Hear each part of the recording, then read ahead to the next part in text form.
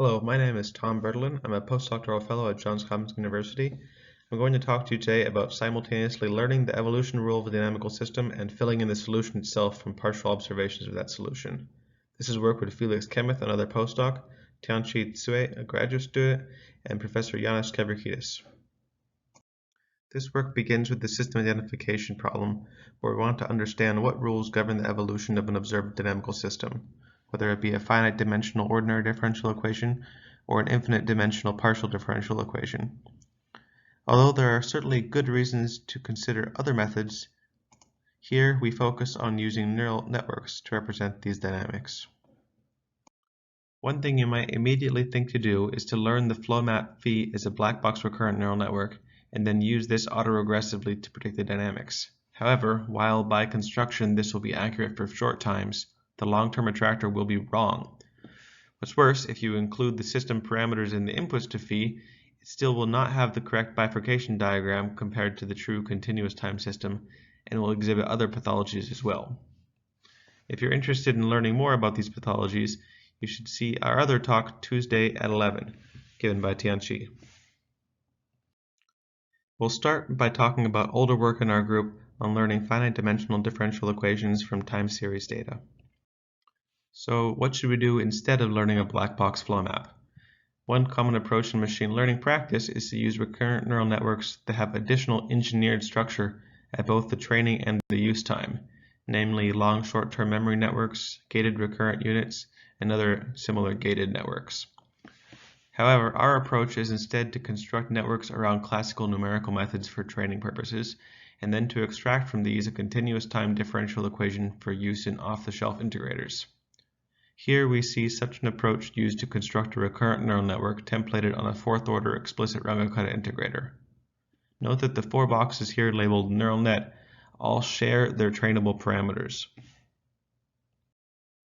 The result of training with such a scheme is a continuous time differential equation.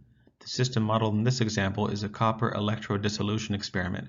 The experimental data was first reduced from two-dimensional profiles to a short embedding vector with an autoencoder, and then the Runge-Kutta approach from before was used to train a neural network differential equation for these embeddings. The resulting differential equation can be integrated with high precision to recover qualitatively accurate attractors. Also, it's possible to train a network with an additional external parameter, allowing for the construction of a qualitatively correct bifurcation diagram.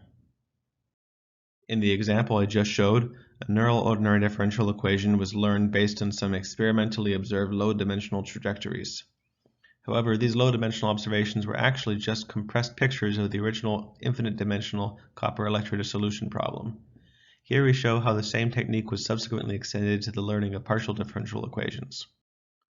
As before, we construct a neural network, recurrent in time and potentially also in Runge-Kutta stages, whose structure is based on standard numerical methods. Here, we use prescribed finite differences in space which are not altered by the training process. This computes pointwise evaluations of several spatial derivatives of the input, which are then fed into the trainable portion of the network to compute the pointwise time derivatives. Striding across space, this results in a forward evaluatable method of lines ODE for the discretized state of the system. The problem has now been reduced to the previous case, and so we can construct, for example, a Runge-Kutta network to train this neural PDE. The result is, again, a PDE with a qualitatively accurate attractor, assuming suitable data coverage. Of course, what I just described can and should be vectorized for speed. It is of course natural to describe a finite difference scheme in terms of a local stencil, and a simple but wasteful approach to evaluating the action of this stencil on the inputs would be to construct an explicit linear operator. A much better approach is to represent this finite difference derivative as a convolution, especially because convolution is one of the core operations of all modern deep learning frameworks that companies like Google and Facebook have spent millions of dollars in optimizing. Because the finite differences block computes pointwise spatial derivatives, the actual trainable portion of our network is computable pointwise, and so it can be implemented as a convolution itself with a width 1 stencil. For machine learning tasks such as semantic segmentation, such structures are known as fully convolutional networks and have a very convenient property of being able to accept inputs of any width above some minimum width. Note further that we do not train here the finite differences portion of this network, but to see some alternative work that does, see Hassan Arbabi's talk at 11 a.m. today.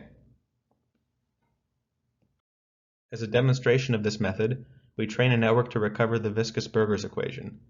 Significantly, at use time, we do not simply iterate the network forwards in time, but instead extract only the trained portion of the network and place it into a more standard integration framework. Here, finite differences and explicit Euler are used, but for other problems, we might consider a more situationally appropriate integration methods. Here, we train with a Runge-Kutta template and in-network finite differences derivatives, but at use time, we compute spatial derivatives out of network with an off-the-shelf pseudospectral code, and we do the time integration with an off-the-shelf adaptive integrator. Because the trained portion of the network, here highlighted in color, takes pointwise spatial derivatives as input, it is flexible enough to accommodate these different use modes. So, to recap, we use a neural approximant for learning partial differential equations by backpropagating through the operations of a numerical integration of a standard method of lines discretization. The resulting PDE is a spatially independent, parsimonious description of the system dynamics. This approach does add significant helpful structure to the training process beyond simply learning a high-dimensional flow map. However, it should be noted that we could go further if we had more information to use. Through the flexibility of automatic differentiation, we can replace f here with any differentiable function, such as one in which only some subset of the terms are learnable.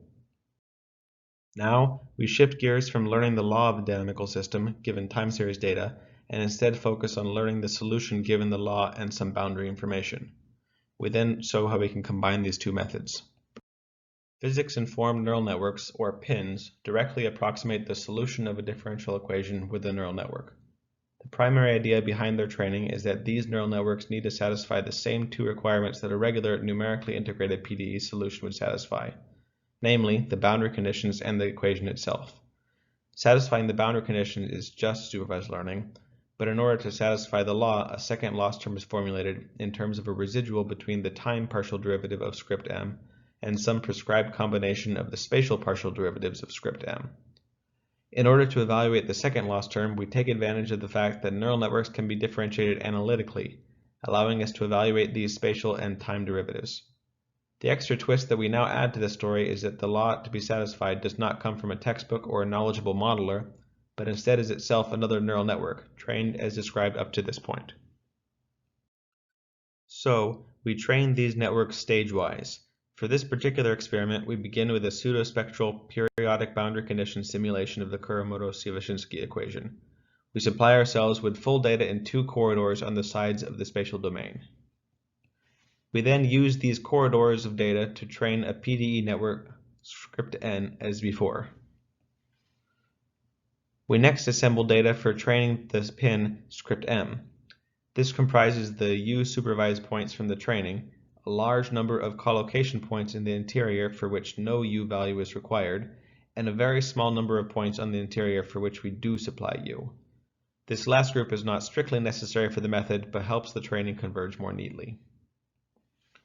Finally, we train the PINN by minimizing a weighted sum of the two loss terms I mentioned on the previous slide. The first loss term ensures that we satisfy the supplied values of U where they are supplied, while the second loss term ensures that on the other points the solution found is consistent with the previously learned law. Thus, we obtain two networks, one for the law script n and one for the interpolated solution script m. However, the training process is finicky and it's not clear when it should and shouldn't succeed. One of the greatest apparent benefits of PINNs is their ability to gracefully accept very irregularly shaped boundary conditions. However, a professional would tell you that it's not possible to create a solution consistent with just any combination of a PDE and any of these so-called boundary conditions. Some cases are simply not well posed. In this final portion of the talk, we'll briefly examine some initial work that we have done on probing the limits of PINNs in these under-constrained regimes. This is upcoming joint work with Siddhartha Mishra, professor in ETH Zurich, Department of Mathematics. In order to probe the well-posedness of PINNs, we consider a test case designed to be not completely well-posed for our base numerical integration scheme of integration with Neumann or Dirichlet boundary conditions. We train with U supervision in two corridors as before, but require consistency with the differential equation in both the well-posed interior region and in a not well-posed upper region, ignoring that is the possibility of periodic boundaries. For simplicity, here we use the ground truth differential equation everywhere. We then repeat this training many times, randomly reinitializing the parameters of script m each time. What we observe is that the results are consistent between runs in the entire lower region, but as expected, vary significantly in the ill-posed region. This is ongoing work, but our current explorations center on applying this analysis to the wave equation. Because constraining boundary conditions of the wave equation propagate along well-defined characteristic curves, this results in sharply defined regions of influence for the PINN's U-constrained regions. So, in summary, we described a method for using classical numerical methods to learn as neural networks continuous time PDEs and ODEs from data. We also showed how this method can be combined with newer work in physically informed neural networks to solve a PDE neurally as we learn it. We finished with a short exploration of one of the limitations of this method and how the formerly hard boundaries between well-posed and not well-posed problems soften under this new approach. Thank you for listening.